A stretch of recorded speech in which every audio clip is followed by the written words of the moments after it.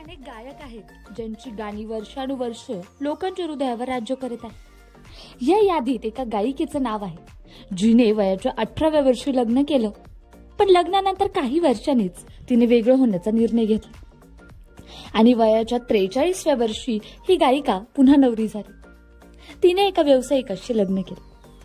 आपण ज्या गायिकेबद्दल बोलत आहोत तिचं नाव आहे कनिका कपूर। बेबी डॉल आणि चिटिया कलाइयावे सारख्या अनेक सुपरहिट गाण्यांना तिने आवाज दिला आहे।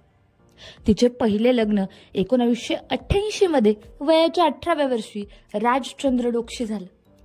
दोघे 2012 मध्ये वेगळे झाले। कनिकाला 3 मुलं आहेत, अयाना, समारा आणि युवराज अशी त्यांची नाव। घटस्फोटानंतर अनेक वर्षांनी कनिका कपूरने पुन्हा एकदा लग्न करण्याचा निर्णय घेतला।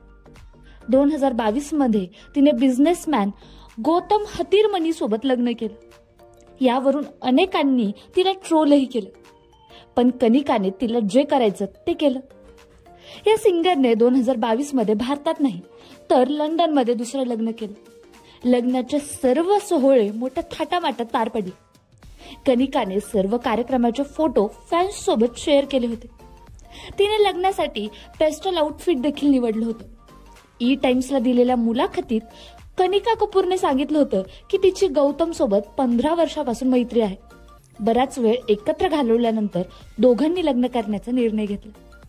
2014 मध्ये कनिका कपूरने गौतमला पहिल्यांदा लग्नासाठी विचारलं होतं, पण त्याला वाटलं की गायक विनोद करत आहे।